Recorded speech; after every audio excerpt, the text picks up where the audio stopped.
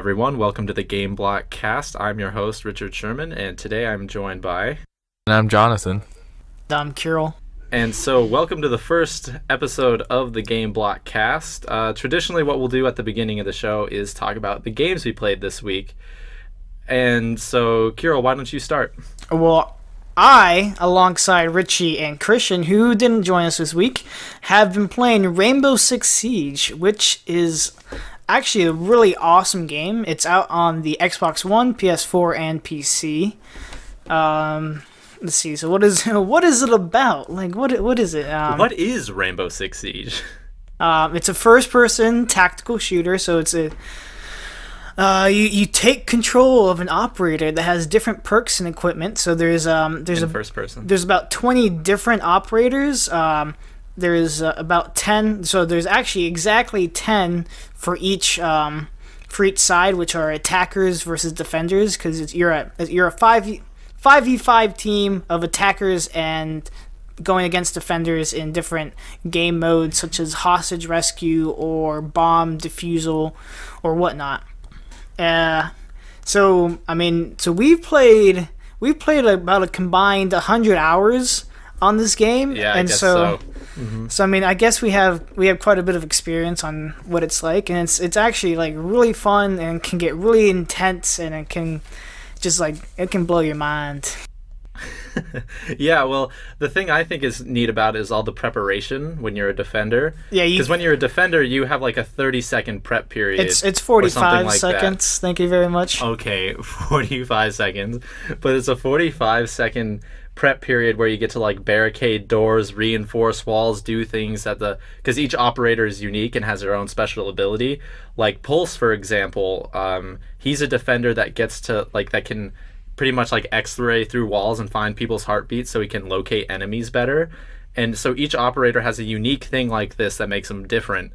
And I really like it. It like adds a lot of variety to it, but it's also absolutely terrifying when you're defending because the attackers will come into the building and just start blowing stuff up, and you just hear muffled explosions in the building, and you're just like, oh my god, any moment I may die. Because it is a fully, mostly destructible environment, so you can like blow out walls, windows, and whatnot with breach charges and grenades and whatever other perks your guy has, like Thermite can go through reinforced walls.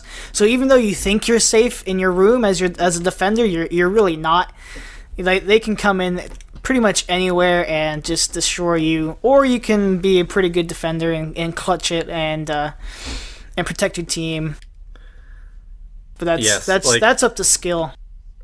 Mm-hmm. Well, you usually will have a couple clutch-worthy moments from time to time. Like we've all had our clutch-worthy moments, but like I had one, but it was completely accidental. So I was like walking around, just trying to defend the area. I think we were doing hostage rescue, or was it bomb? I can't remember. It was one of them.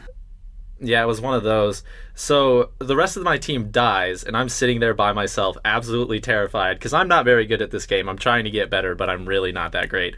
So then one of the guys comes out from the right, I shoot him, I take some damage, another guy shows up, and then I shoot him, he dies. So I'm by myself looking around, and all I can hear are like footsteps, and I'm at like 6 health. It's absolutely horrifying.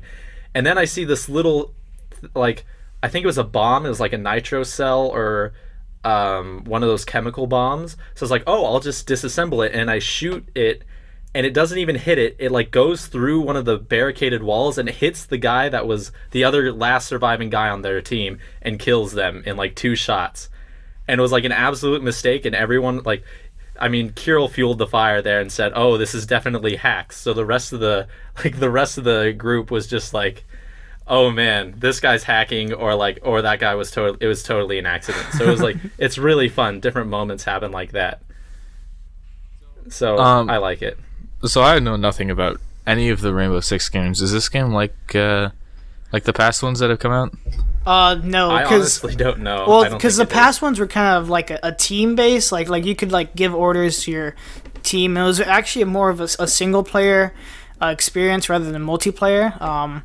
If you've ever played any of the previous Rainbow Six games, you know that. But like this one has technically it doesn't have a single player mode. You can have a custom match where it's just you, or there's situations that kind of like teach you the game. But it's really a multiplayer focused game, so it doesn't have much relation to the previous games other than you're a Rainbow Six operative, and that's who you're playing as. Yeah. To be honest, I think this is like, it's a Tom Clancy game, correct? Yes. Yes. Yeah. Right? Mm-hmm. Yeah, so this is like the first Tom Clancy game I've ever really played. Like, and I know I know it's different. You haven't even played Splinter Cell or any of those? No, I haven't played any of those, and I know it's different, but I really enjoyed this one. And there's another one coming out where you're like, I think it's Mexico or something, where you're 4 different people trying to take down the drug cartel, and it's like a free roam map kind of thing, and it looks super awesome. Oh yeah, that sounds like a great. Yeah, at least a cool concept. It's super cool. You guys should check it out. And also, I think in the coming months, if not, no, not already, The Division's also coming out, which looks really good. March, I believe. I know Yes. I know the beta is going on soon. Like maybe even this weekend. I don't know. I don't remember, but I know it comes out in March. So that's another cool one that came out of E3 2013 that like everybody was super excited about, and all its like advancements and whatnot. So check out Rainbow Six Siege if you can. It's a really neat game. It just came out like 2 months ago, but there's already sales on it. Yeah. So like you can probably find it pretty easily. So what else have you been playing, Kiral? I've also been playing Civ 5 with you, Richie. Yeah, have you already forgotten about that? I mean, how many times did we restart that game to get a good location? Probably 6,000 to 20,000 times. I don't know. A bit of a gap It was a lot. Like, cause we decided to do random leaders. Okay, so first of all, we've been playing games, and we're trying to see how. Like, so with each game, we ramp up the difficulty. So first we started off with Warlord, and now we're on Prince, and eventually we're going to get to Deity, hopefully. Which is going to be horrible. Absolutely It's going to be awful. But we usually play as either Elizabeth and Bismarck, so England and Germany. But this time we decided to pick random civilizations, and as we also have the DLC for it, Brave New World and Gods and Kings. And let's just say some of the civilizations suck. Like, yes, it's true. Suck. Yeah. Okay. Yes. And so yes, they do. And so we would abilities wise, not in real life. Yeah. Yeah. We don't discriminate. We don't discriminate. No, we don't discriminate. So anyways, so we kept getting these crappy perks and crappy starting locations. So we were just like, okay, I don't want to do this. And over again, it happened a few times. And so finally we just stop and we're like, okay, we're gonna play this one.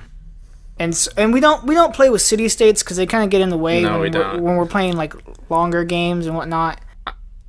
And so we start a game, and we're like going through, and we found two city states. I was like, okay, that's cool. There's only going to be a couple. I think like the standard whatever is 12. And this is a huge continent. Yeah, so Kiral decides to choose huge. Anyway, continue. Sorry. So we're going along, and all of a sudden it's like there's more and more. And finally, we like explore our entire continent. There's 12 different city-states on our continent alone, and we've only found 2 other civilizations. And we're like, oh my god, how many should there be? So it turns out there's 24 city-states. So we're like, okay, we're not going to do this one. So we finally start another game, and that's the one we're currently on, Prince difficulty. What? How far? How many years are you guys in? We've gone like 100 and something turns, so... Yeah, we're 100... Yeah, because I remember you saying, at least we played 100 turns. I was like, really? Wow. Yeah. I think... All I remember is that I was about to march onto Russia and destroy them because they were getting too close to my territory. Yeah, and then I have the Mongolians. Actually, no, I guess they're the Huns, not Mongolians, but yeah. they're encroaching on me, so I'm just gonna dominate them because we only do domination victories instead of all the other ones that they can like possibly swoop in on, because domination's fun because you get to just destroy them militarily. And we don't play with barbarians because barbarians ruin everything. And I know that may sound like wimpy, like, oh, these guys don't even play with barbarians, but honestly, it's just a way more fun experience. It's like, just a preference too, so. Yeah, in my honest opinion, though, I feel like it takes away from the game, because it's... I know barbarians were a thing in real life and stuff like that, but I just don't really... I don't see the point in them. We have enough things to worry about, especially in a domination victory, that we don't really need barbarians. Yeah. But that's just one man's view. That's two men's view. Three men's view. I also agree with that. Good. Yes. Good. At least we're all in consensus on this. Yeah, so you may hear random stories in the next couple of podcasts regarding Civ 5 and our climb up to deity, which will probably be awful. Yeah, I feel like we won't do well. We did well in Warlord.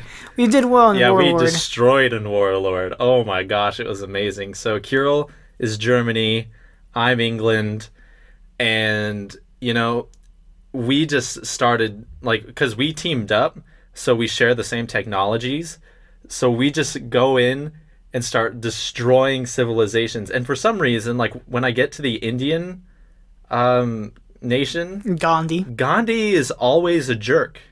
He always starts war, which I feel like is the exact opposite of what he was trying to do. It's just so weird. And he always has the most units too.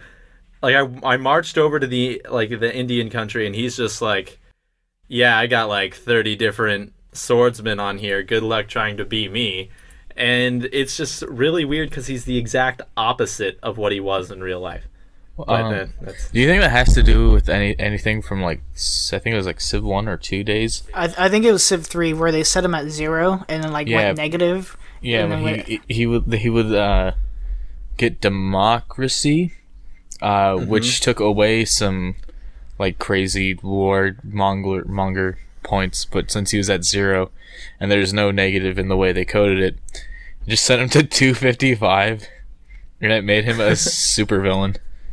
Pretty much. Well, I mean, in Civ 3 you could also play as Hitler. So. That's true. Oh, that's encouraging. Yes, but no longer. All right. Darn. Yep. Anything else, Kiral? I don't have anything. Do you, Jonathan? Well, since I'm a lowly high schooler, I don't have a lot of free time, but in my free time I've been filling that with Dragon's Dogma, which just had a... For the PC, right? Yes, it's not remastered, but I would say it looks way better on PC. It's not the original release. It's Dragon's Dogma with the Dark Arisen DLC pack. And if you don't know what Dragon's Dogma is, it was a game that came out in 2012, I think, originally for the Xbox 360. Something like that, because I remember we got it for the Xbox 360. Well, yeah, that's what I was about to say. Me and Richie and I, whatever, got it for the Xbox 360, and I remember having a lot of fun with it, but also remember thinking it was super hard. Really hard. Yeah, well, that's what I've been playing since it just came out for the PC, and it's a lot of fun. Not as hard as I remember. I don't know if they lowered the difficulty or I just got good, but we could have gotten better. Yeah. But if you don't know what it is, it's kind of like a mix between the open world feeling of Skyrim and the combat feeling of I would say something like Dark Souls. And you just go around and do quests. I mean, there's not really a story except for you're the Arisen. And you're someone special, and that's basically it. But yeah, don't you get your heart ripped out by a dragon at the beginning of the game? Yeah. Spoiler alert. Gosh. Okay. That's 10 seconds into the game. It's not that big of a deal. Yeah. So it's got this really cool feeling where you just sink hours into it, and you're like, oh god, it's 3 a.m. and I've been playing for 6 or 7 hours straight, and it's a good feeling though, because it gives this really great feeling of accomplishment, because you start off sucking, you're terrible when you start off, but as you fight more and more, you can get these things called you basically get points to upgrade your stats or add moves to your available move lists.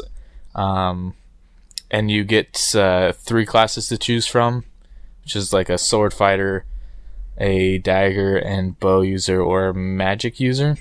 And you can upgrade those to either higher levels or combine them with with each other. So you could be like a bow user and a staff user, or a sword user and a bow user. I remember that. Like I remember, having a bow and arrow and also dual daggers. Yeah, because that was super cool. Well, that's a default class, but anyways. Oh, well, yeah, that explains it. But it's really cool because it gives you this like feeling of, wow, you're actually becoming like a total BA, and you start to fight like these giant orcs, crawling on their backs and just taking them down, no problem. So I decided to go as a magic bow user and dagger user, so you get this like sweet magic bow. But it's a really cool game. I would definitely check it out. I wouldn't say it's like game of the year worthy. Like probably not even like a nominee. I mean, game of like 2012 worthy. But anyways, and it's like $20 on Steam. Yeah, it is $20 on Steam. I was gonna say something else about it. Oh right, something it is missing, definitely missing, is like a multiplayer function. It would benefit like hugely from multiplayer. I would find that game extremely fun as a multiplayer game, but you're unfortunately stuck to these things called pawns, which are your AI partners. They're good. They're pretty good sometimes. I'll give it credit. They're pretty well programmed AI, but sometimes it can be a pretty big pain in the butt. So that's my feeling on that game. And that's all. I know that. Oh, go ahead. Oh, sorry. No, please keep going. That's pretty much all I've been playing so far this week. Okay, well, I know that they just released a Dragon's Dogma online in Japan. Yeah, I heard that was coming out sometimes later this year in America, I think. Oh, neat. I didn't know Yes. that. Well, Yeah, we'll see what happens, I guess. All right. Anything, Richie, that you've been playing? Yeah, so I got a PS4 for Christmas. I know I'm a little late on that, but I've been trying to play games that I couldn't normally play on a Wii U or a PC because those are the other 2 systems that I have. So I decided to get The Last of Us Remastered, and this game is amazing. Like I just pretty much played it straight for the last 2 days and beat it this morning at like 3 a.m. So if you don't know what The Last of Us is, it's set in a post-apocalyptic world where basically this spore virus thing has taken over most of humanity, and you play as this smuggler named Joel who has to take this girl across the country for specific reasons, but I won't talk about that. Spoilers. So I just like this game a lot. It's done by Naughty Dog, so if you played an Uncharted game, it feels like that a little bit. But it does a really good job of feeling like I could die at any time. And maybe this is hard mode, but like I honestly just never felt like I had enough supplies to take care of the situation that I was going through. So like there would be people sitting there, like 4 or 5 different guys with guns, and I'd just be sitting there with like 1 bullet in my revolver. That's just thinking, what do I do? That's a very Resident Evil type feeling, where you just feel like you never have enough. Exactly. And definitely got better during towards the end of the game, because I could effectively manage all my resources that I got and craft better things. But at the beginning of the game, I was just sitting there like, how do I get through this? This is a game that rewards you from running away from battles, kind of, just because of the fact that you get to keep those resources you could have used in that. But you could have also you wouldn't be able to get the resources from those other enemies. So I've just been really liking it. The story is amazing.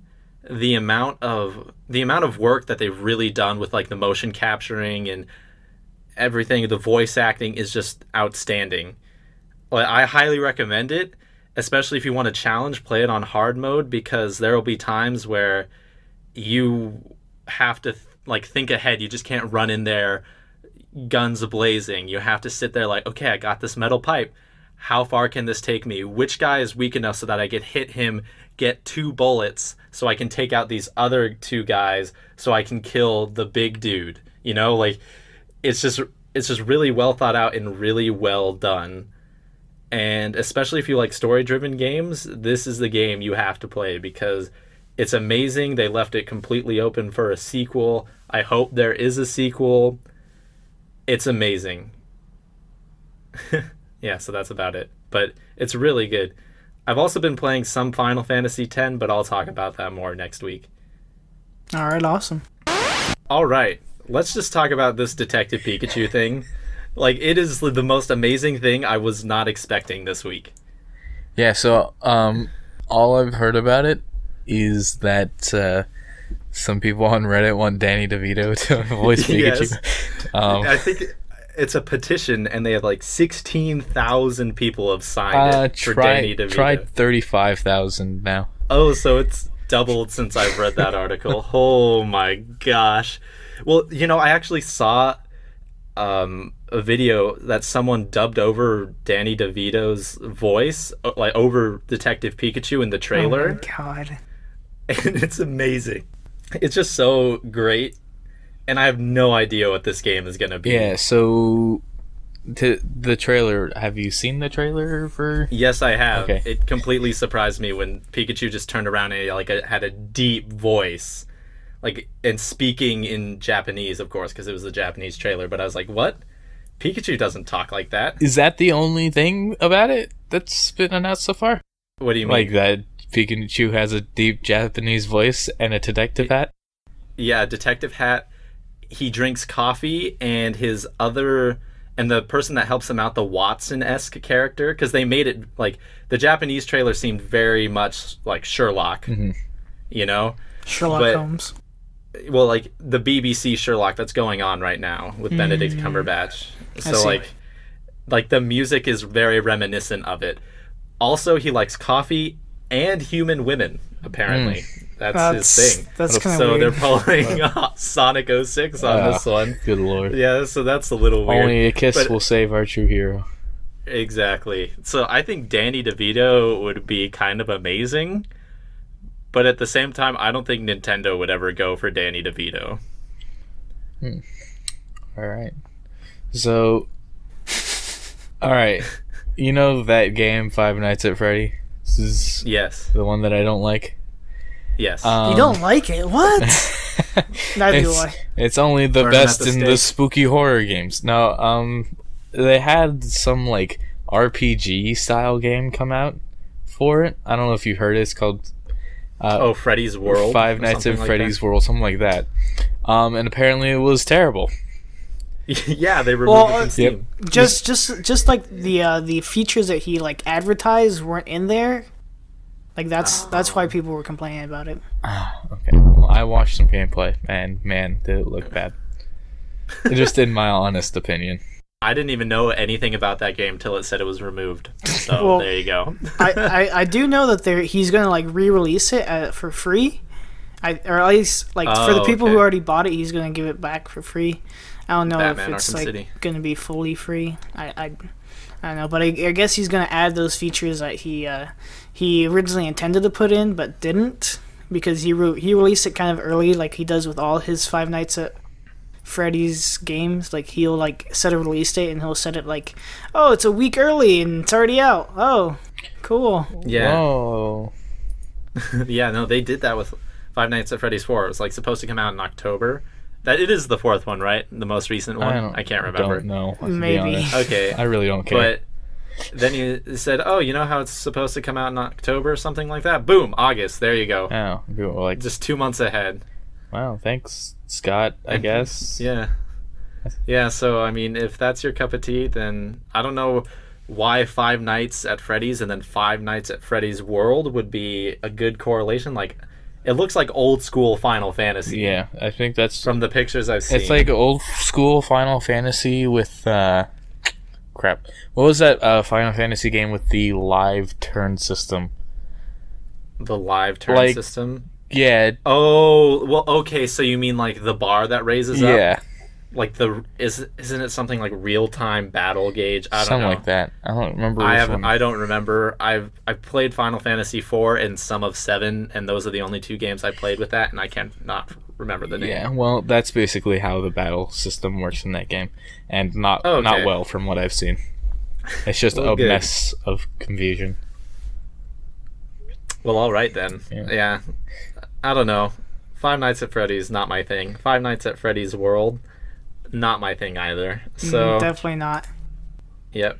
Oh, also in some gaming weirdness, someone at Walmart took Shovel Knight a little too seriously, and so on the webpage, like the garden department webpage at Walmart is where the Shovel Knight amiibo is categorized as, which I thought was hilarious. I can tell you this: it's probably Walmart's algorithm for sorting things into which departments they go. Shovels, and and knights. Yeah, knights. Amiibo. No, the knights go into the medieval category at Walmart. Oh yes, right next to the Iron Maidens. Oh, I was thinking next to the fat scooters, but that's okay. And it starts. Oh, yep, and it starts. But yeah, so if you need to buy a Shovel Knight amiibo, check out the garden department. Shovel Knight just came out with a co-op mode. Yeah, you need the Shovel Knight amiibo for that. Yep, so there you go. I was like, wow, I really want to play Shovel Knight with my friend in California, but I don't have California, so... Yep. Well, they should probably switch that Walmart algorithm to TrumpScript. Oh boy, TrumpScript. So if you don't know what TrumpScript is, it's a recently released programming language based off of Donald Trump. And I don't know a whole lot about it. It's based off of Python? Yes. Let me find it real quick. I had it up. It uses various keywords related to Donald Trump. Nice. You're only really gonna find this funny if you know anything about programming languages. And programming. Yeah. Basically, all programs must end with "America is great." I think that's the best addition to this. Yeah, right. Make America great again, or whatever. And instead of true and false, we have fact and lie. Yes, for Boolean statements. Yep, exactly. Oh, that's amazing. Yes. Let's see. Will automatically correct 4.5 billion to 10 billion. Nice. If the computer is running in China or Mexico, TrumpScript will not compile. We don't want them stealing our American technological secrets. That's horrible, but I'm like so good with that attention to detail to Donald Trump. It's great. So, if Trump becomes president, he'll exclusively use TrumpScript for everything. Yes, Trump.gov will be encoded in TrumpScript. He'll make an executive order that all people must program with TrumpScript. Since February is right around the corner, we should talk about what we're excited about in February. So, Kira, what are you excited about? Well, first of all, we all know the Deadpool movie's coming out, which on the 12th. The merc with a mouth, so breaking the fourth wall, funny quips that he makes, just everything. Can I? I saw. Go ahead. Oh wait, what were you gonna say, John? I was gonna say I think this is the best advertising for a movie that I've ever seen.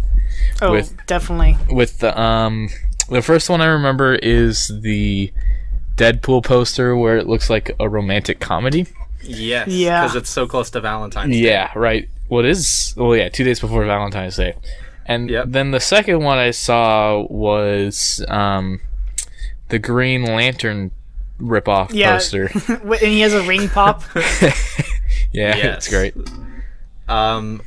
So, and there's the classic one of him wearing a sweater, kind of looking like some family portrait thing, which I thought was funny.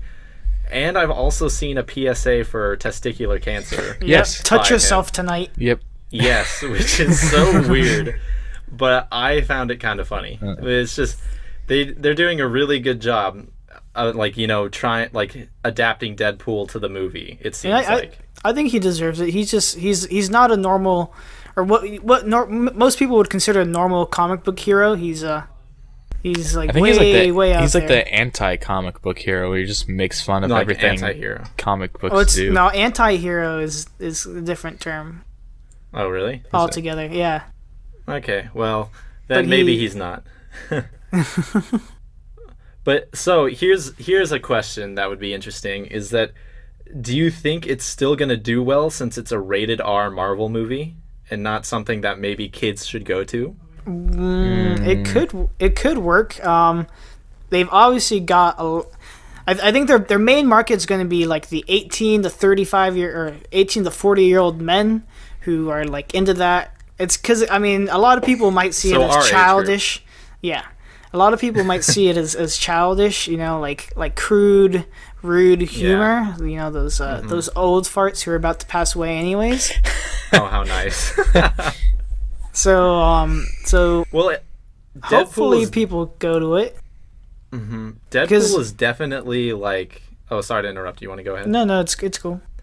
Okay, Deadpool is definitely like a hero for our generation. I think his humor definitely blends better with 90s onwards kids, I would think, rather than those dirty baby boomers taking on their jobs. Just like because they're used to like Batman and Superman, things like that. Always where their humor good. is just like bad puns or one-liners or something that, I guess that's Deadpool's humor too, but it's a little more crude. Yeah. But I think, to be honest, I don't know how well it's gonna do. I think I'm definitely more towards like it's gonna do well. But I just want to see what happens when Marvel makes a rated R movie and what happens. Well, it does. It is going to have stiff competition from Zoolander 2, which I'm not excited about at all. Yeah. Well, I don't know. I saw the first one and I thought it was funny, so I thought it was funny. See that at some point. The first time I watched it in full, it was on Netflix like 2 years ago, and so it's like. It's not really worth it to go see it in the movie. I don't think in the theaters, I should say. Yeah, that's true. I don't know. I'll give it a chance. I'll give it a chance. I don't know I'll try it out. Whereas Deadpool is more of a mix of action, fighting, and comedy, rather than just pure comedy. Yeah, it is really weird that Ryan Reynolds is Deadpool, which has been in circulation that he was Deadpool for like the last couple years. Well, he was Deadpool in X-Men Origins, wasn't he? Yeah.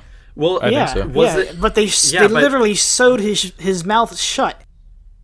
Yeah, but did they ever I never saw X-Men Origins Wolverine. Did they explicitly call him Deadpool? He was explicitly Deadpool.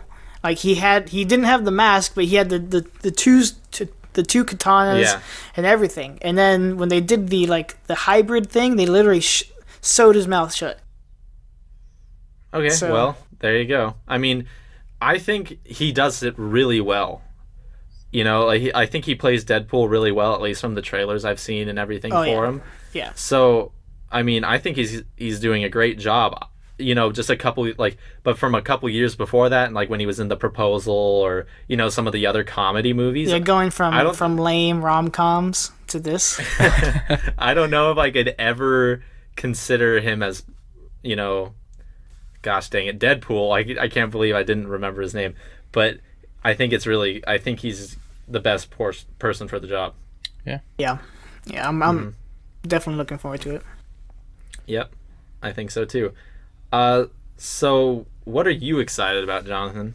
So at the end of the month on February 23rd, Far Cry Primal's coming out, which is going to be pretty cool. But not on PC? Not on PC, but I'll still be able to look at videos of it, so that'll fill me up.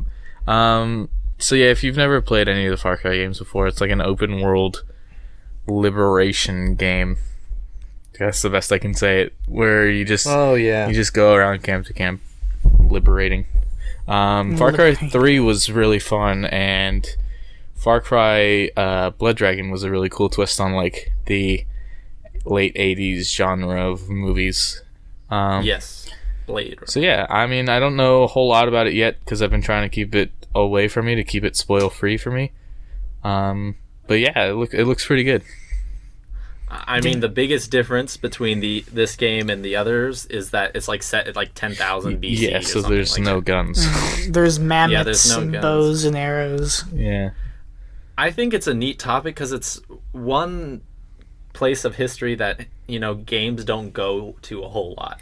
Well, That's there true. isn't much because like We don't know a whole lot about it. Do we know? Yeah. how much story can you actually like give to grunts and whatnot?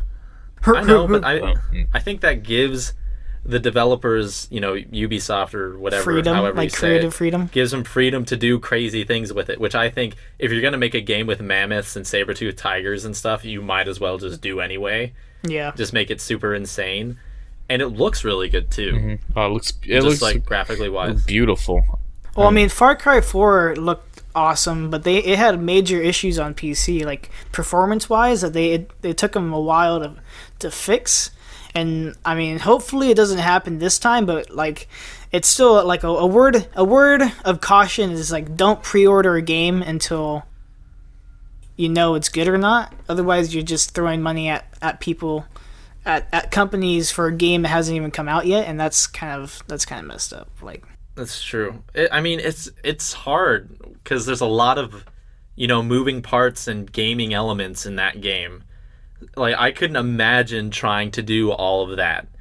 You know, like, you know, you could just be, you know, flying around in one of those ultralights or whatever, then skydive right on down and then be attacked by an elephant or something, you know? Like, it's just so many different moving pieces. It makes sense there's bugs. I'm not saying that is an excuse, if there's tons of issues, then why not just push back the release date? But wait, people have already given them money, so why do they care?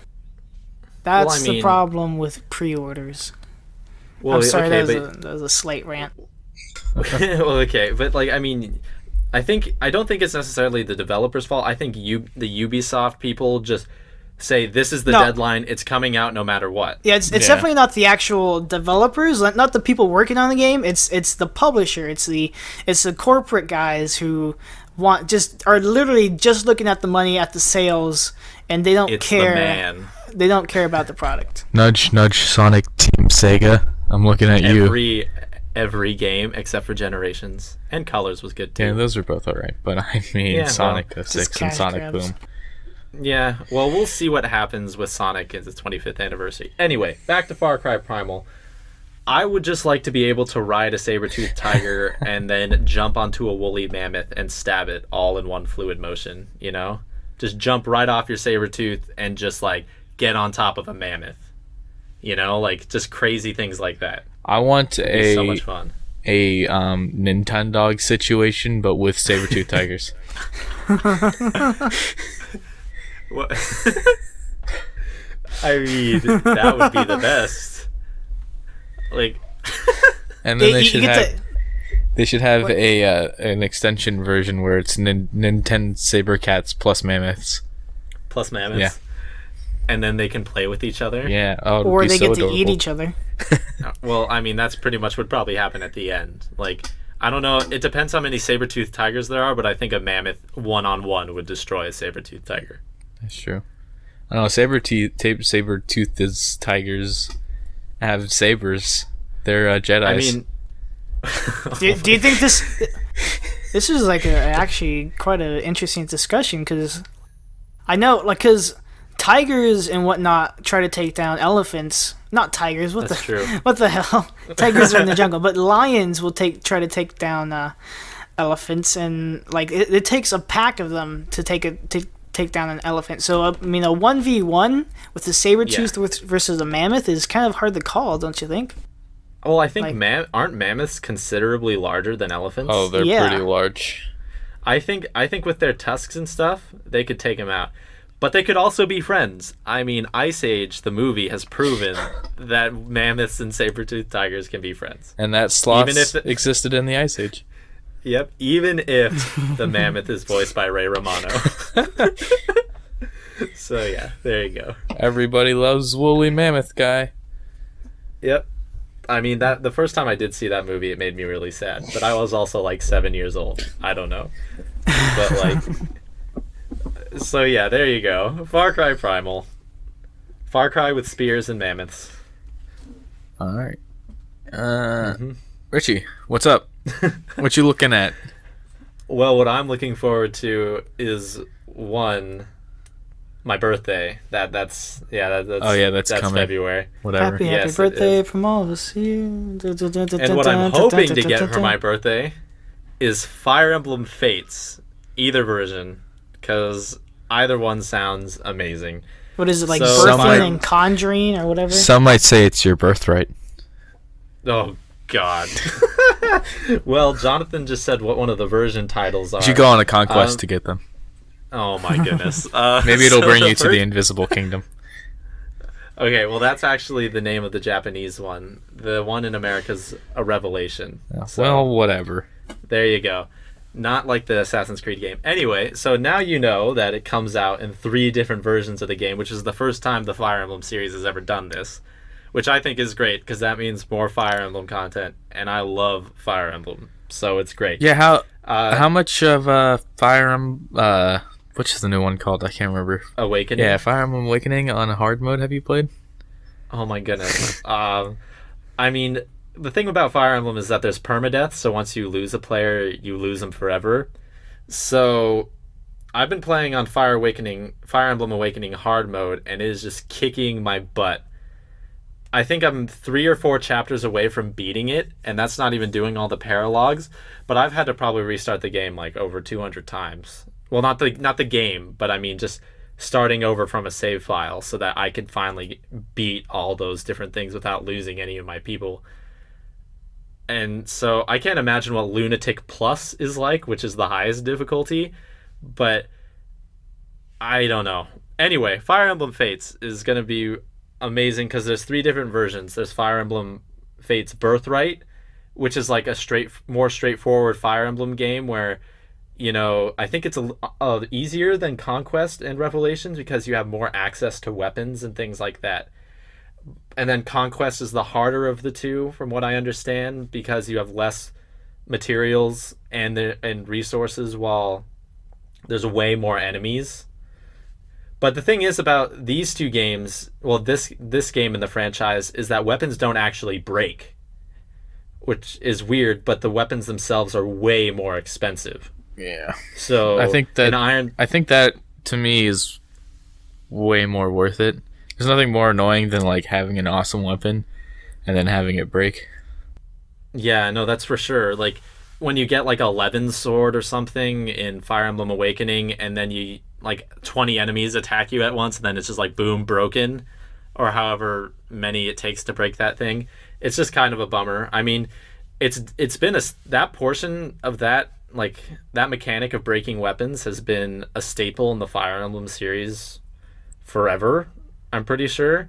So it's kind of neat to see them try different things, and obviously if it doesn't work out, they'll just probably move back to the others.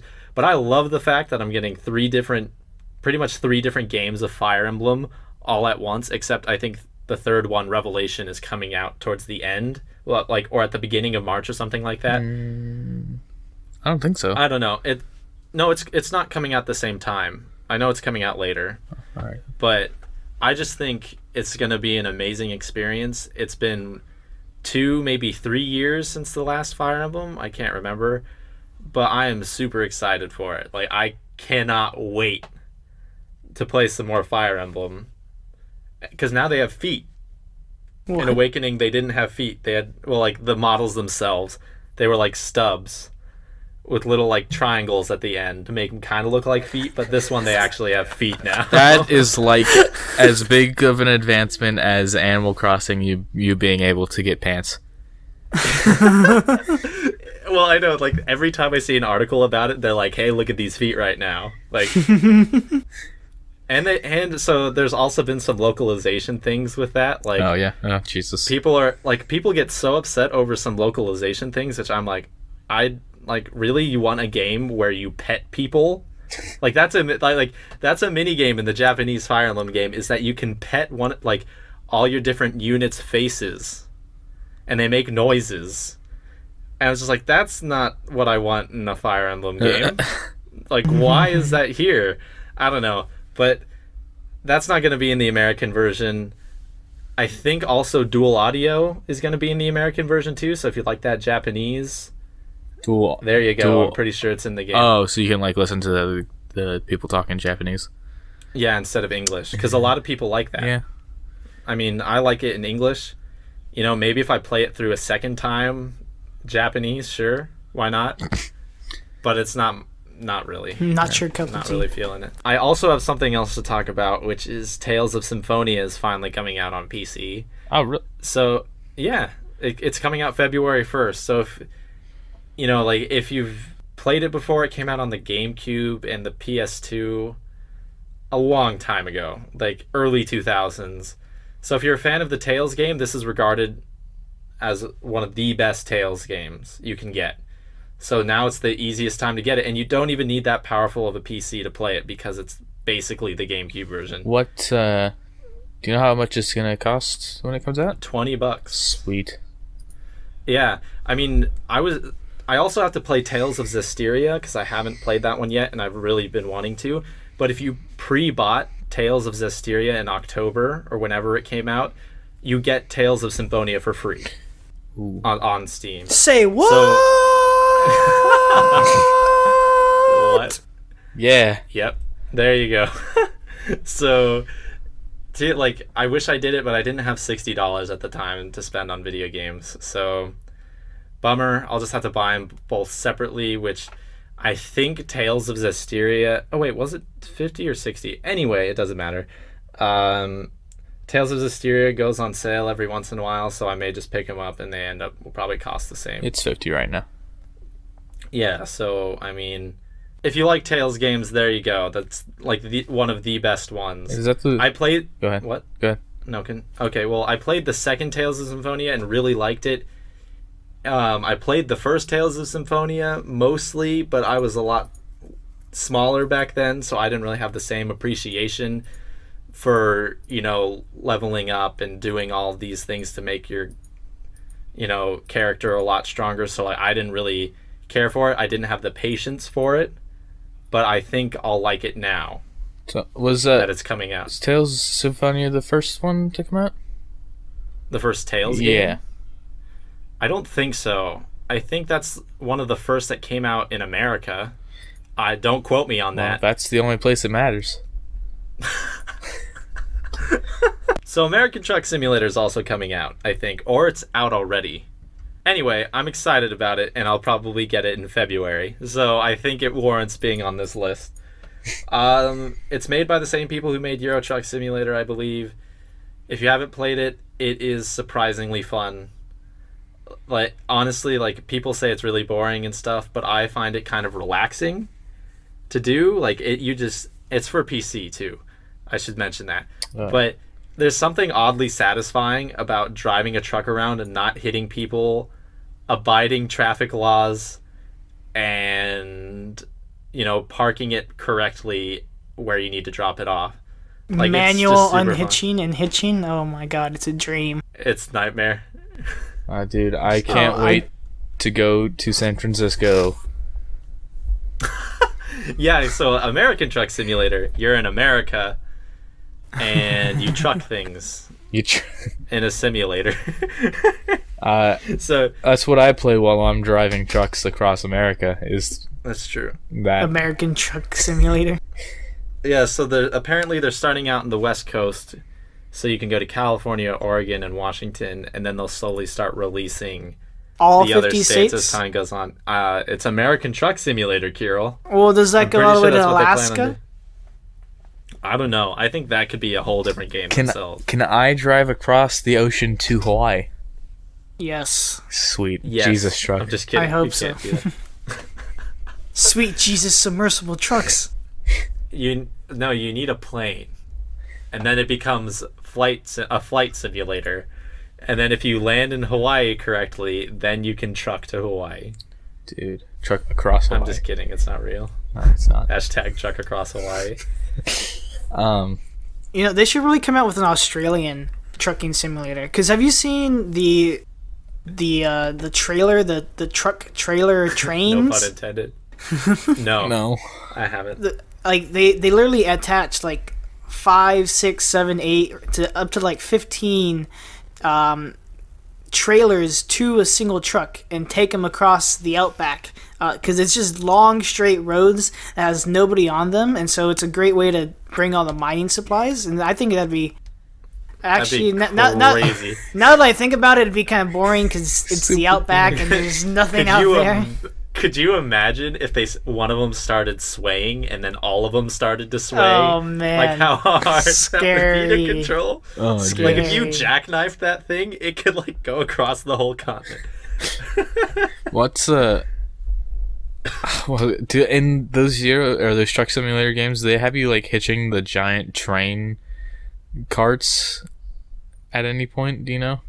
What do you mean? Like you'll see some like trucks like lifting giant turbines or things I that big. Yeah, I don't know if they have any of the like oversized stuff. that would be pretty cool. I'd be That'd interested be crazy. in that. They should make an Antarctica truck simulator. Oh god. Is that And a thing? then you would just turn it. No, you just turn it on, and that's it.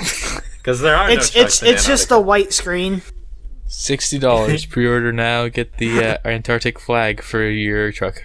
Which you can't see because there's a blizzard. I can't wait until they add New Mexico and Arizona and Nevada. And, like, So you can take meth all over the country. Yeah.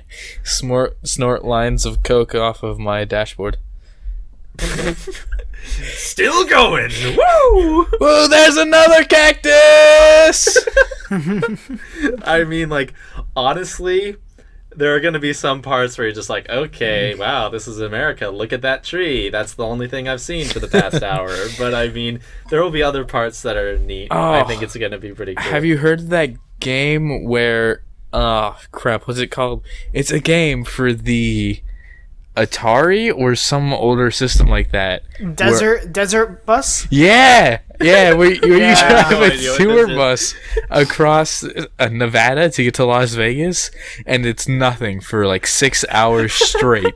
And you press a couple buttons, and like you can't just like press it and leave because it'll like occasionally start to sway off the road, and so you have to literally be there, keeping it on the road, constantly vigilant. And if you get taken off the road, you get towed to the beginning in real time. So if you make it 5 hours, and you get towed back for 5 hours. Oh my god, I love it.